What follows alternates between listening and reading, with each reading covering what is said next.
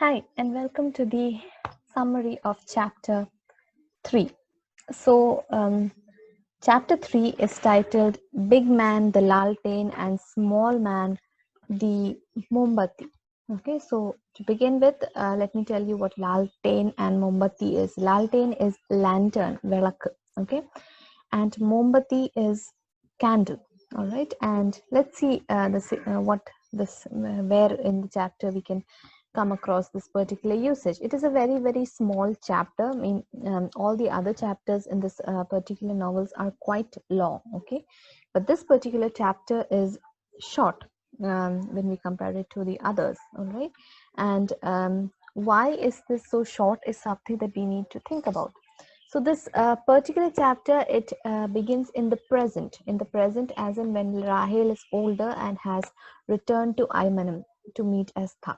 All right, it begins in the present, and it begins by describing the Aymanam house. All right, and in the first chapter also she had described it to us, but this house, it is very old, right? And even though earlier it was in a normal maintained state, at least when Mamaji was alive and everything, okay, but now it's almost like, it's an empty castle, all right, and it is cluttered with dust and filth everywhere, small things like small things that you notice in your own homes, all right. ഈ സോഫയുടെ ഒക്കെ ഇടയിലുള്ള space ഉണ്ടല്ലോ, അപ്ഹോൾസ്ട്രിയുടെ ഇടയിലുള്ള സ്പേസിൽ peanut skins, അതായത് കടലയുടെ തൊലിയൊക്കെ കയറി ഇരിപ്പുണ്ട് എന്നൊക്കെയാണ് പറയുന്നത്. Okay, and that is a very normal old house thing that you notice, right? And baby Kochama, even though earlier, she was very interested in her garden and all, we said, okay, but now she has stopped noticing these things altogether. All right, why? Because remember, she had found new love in her TV set. All right, she keeps watching TV with Kochamaria, and that's why she has stopped noticing everything.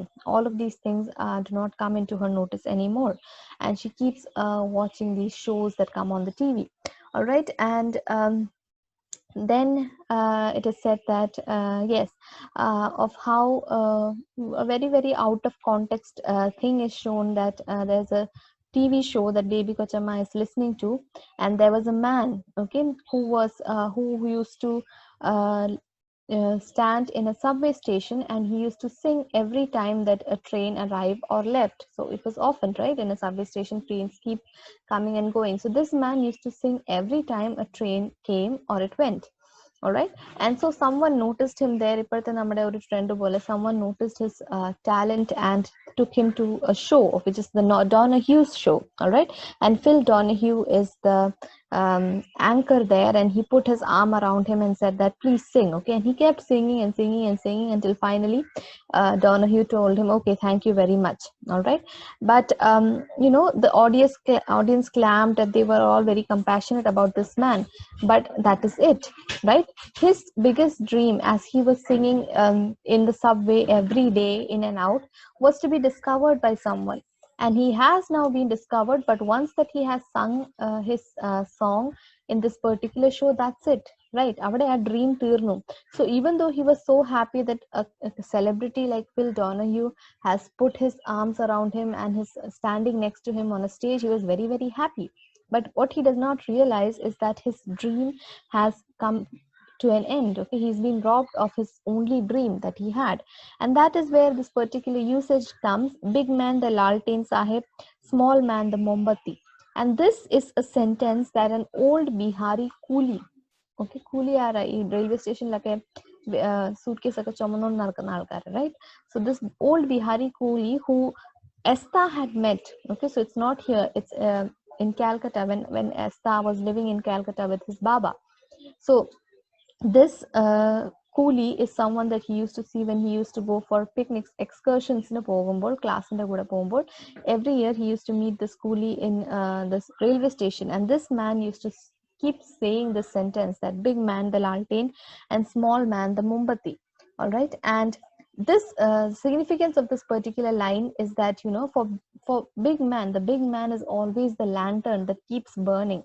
Okay, you just need to keep turning the wick and it will keep burning.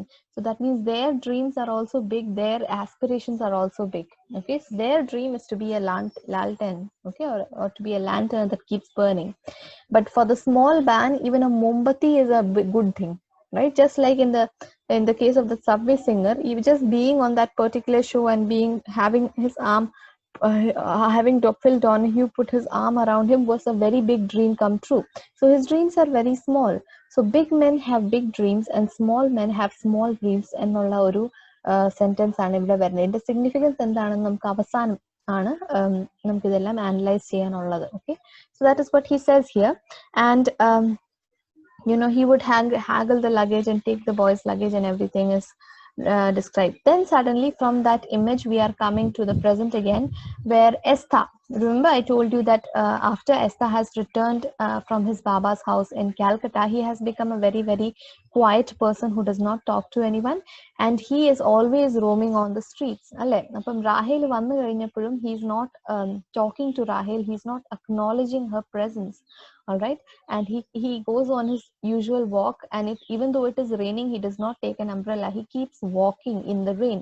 And he has returned now after his walk, and Rahel expects that, you know, maybe at least വേറെ ആരോടും മിണ്ടിയില്ലെങ്കിലും റാഹേലിനോട് സംസാരിക്കും എന്ന് ഓർത്തു. Okay, but baby Kochama, she predicts that, you know, now see, he has come in, he'll go directly into his room, he'll not even look at anyone, and the baby Kochama പറയുന്നു. And she was very, very happy, she was proud that that actually happened, her prediction came true.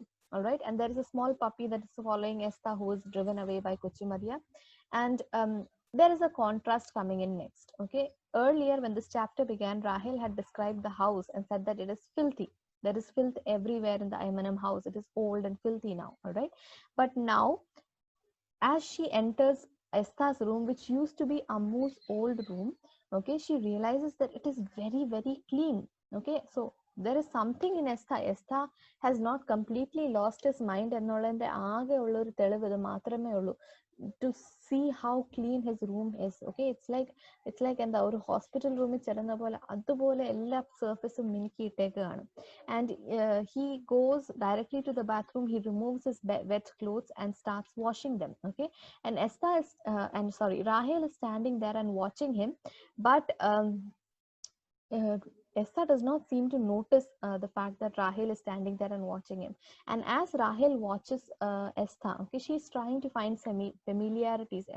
Anyhow, they are twins, so she's looking at her brother's naked body and trying to find anything familiar with her own body. Even she is a very thin bodied person, and just like that, Esther is also, you know, very thin.